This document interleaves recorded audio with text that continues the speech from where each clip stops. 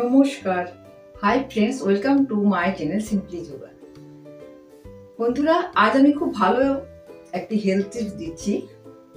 সুস্থ থাকতে পাতি লেবুর বা কাগজি লেবুর কি গুণ, মানে সুস্থ থাকতে আমাদের এগুলি কিভাবে কাজে দেবে। নাম্বার 1। নাম্বার 2, পাতি লেবুর প্রয়োগ।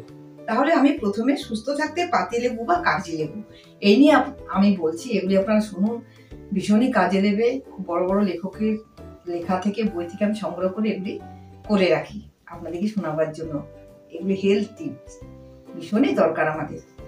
নাম্বার 1, সকালবেলা খাওয়ার আগে খালি পেটে একটা পাতিলেবুর রস গরম জলে মিশিয়ে খেলে লিভারের দোষ ও পিত্তের দোষ সারে, স্বাস্থ্য ভালো থাকে।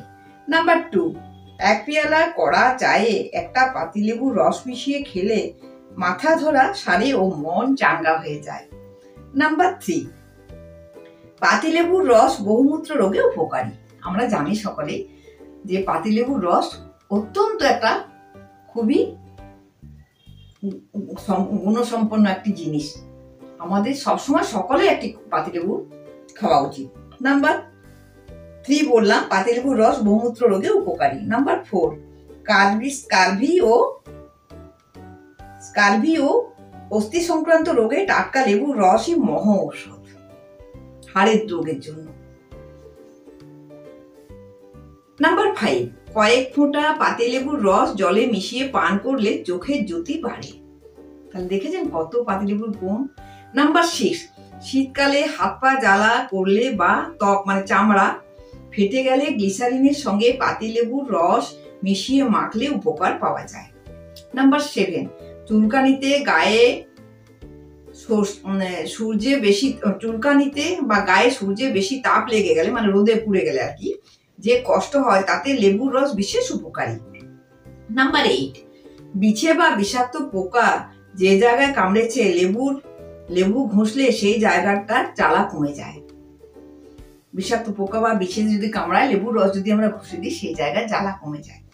নাম্বার 9, শরীরে কোনো জায়গা কেটে গেলে এক টুকরো কাপড় লেবুর রস ভিজিয়ে, এক টুকরো কাপড় যদি লেবুর রসে ভিজিয়ে জড়িয়ে রাখি, সেইখান থেকে রক্ত পড়া বন্ধ হয়ে যাবে।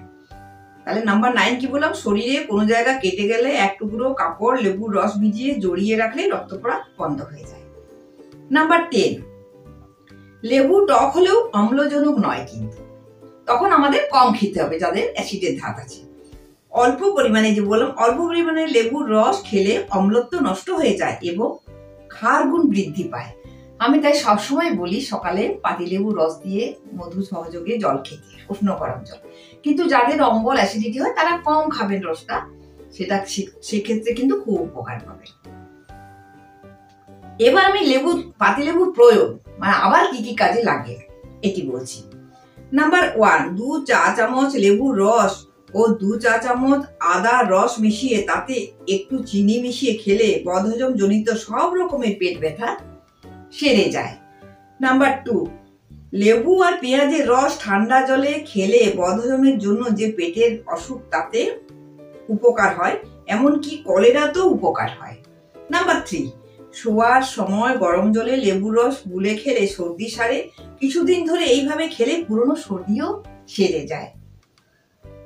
নাম্বার 4, অল্প লেবুর রস মধুর সঙ্গে মিশিয়ে চেটে খেলে প্রবল কাশি সেরে যায়। হাঁপানির আক্রমণও তৎক্ষণাৎ থেমে যাওয়ায় আরাম পাওয়া যায়। তাহলে প্রবল কাশিতেও কিন্তু লেবুর রসটি কত কাজে দেয় বন্ধুরা। এবং যাদের হাঁপানির ধাত আছে তখন তাদের সেটিও কমে যায়, হাঁপানির ধাতও সেরে যায়। নাম্বার 6, লেবুর রসে মধু মিশিয়ে চাটিয়ে দিলে বাচ্চাদেরও দুধ তোলা বন্ধ হয়ে যায়। দেখুন, লেবুর রসে যদি মধু মিশিয়ে বাচ্চাদের চাটিয়ে খাওয়াই, তাহলে দুধ তোলা বন্ধ হয়ে যায়। অনেক বাচ্চা দুধ তোলে তো খাওয়ার পরে। নাম্বার 7, লেবুর রসে চিনি ও জল মিশিয়ে 1 মাস ধরে রাত্রিরে শোয়ার আগে খেলে বহু পুরনো কোষ্ঠকাঠিন্য সেরে গিয়ে শৌচ শুদ্ধি হয়। নাম্বার 8, একটি পাকা পাতিলেবুর রসে অল্প মধু মিশিয়ে চাটলে শরীরে স্থূলতা মানে মোটাপা কমে ও শরীরে স্ফূর্তি আসে।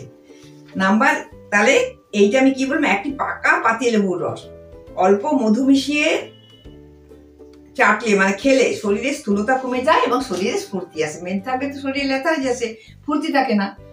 নাম্বার 9, পাকা পাতিলেবুর রসে সমপরিমাণ মধু দিয়ে অল্প অল্প গরম জলে মিশিয়ে আহারের পর সঙ্গে সঙ্গে পান করে নিলে 1-2 মাসের মধ্যে মেদ বৃদ্ধি কমে যায় এবং শরীরের বেড়ে যাওয়া মেদও ঝরে যায়। আমরা জানি যারা মোটা সেজন্য তাদেরকে আমরা সবসময় বলি লেবুর রস খেতে, কিন্তু দেখুন বন্ধুরা, এই যে লেখক লিখেছেন পাকা পাতিলেবুর রসে সমপরিমাণ মধু দিয়ে যদি খাওয়া হয় তাহলে কিন্তু মেদ কমে যায়। সেক্ষেত্রে যাদের খুব হাই মানে আছে, মানে বহুমূত্র রোগ আছে, সুগার আছে, তারা মধুটা দেবেন না। নাম্বার 10, লেবুর রসে সর্ষের তেল মিশিয়ে ফুটিয়ে নিন। এবার ঠান্ডা করে ছেঁকে শিশিতে ভরে রাখুন। কানে 2 ফোঁটা করে দিলে পুজ পড়া, চুলকনি, কানের ব্যথা, এমনকি বধিরতার উপশম হয়। মানে যারা কানে শুনতে পায় না তাদের জন্য উপকার।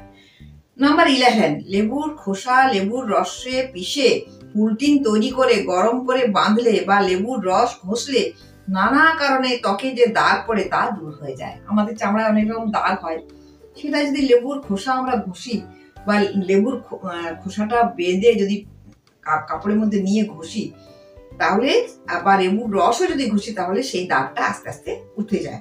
নাম্বার 12, লেবু আর সর্ষের তেল সমপরিমাণে মাথায় লাগিয়ে তারপর টক দই দিয়ে ঘষে মাথা ধুয়ে ফেললে মাথায় ছোট ছোট ফুসকুড়ি হওয়া ও মাথায় চামড়া শক্ত হয়ে যাওয়ার উপকার পাওয়া যায় এবং খুশকিও সেরে যায়। নাম্বার 13, লেবুর রস মাথায় ভালো করে ঘষে নিয়ে চুল ধুয়ে ফেললে চুলের ময়লা দূর হয় এবং মাথার চুলকনি সারে, চুল চকচকে আর পরিষ্কার হয়। অনেক সময় আমরা কি করি, অনেকে কি করেন যে শ্যাম্পু দেওয়ার পর কন্ডিশনার না দিয়ে যদি লেবুর রসটা ছেঁকে পর চুলে দিই, চুল কিন্তু চকচক হয়।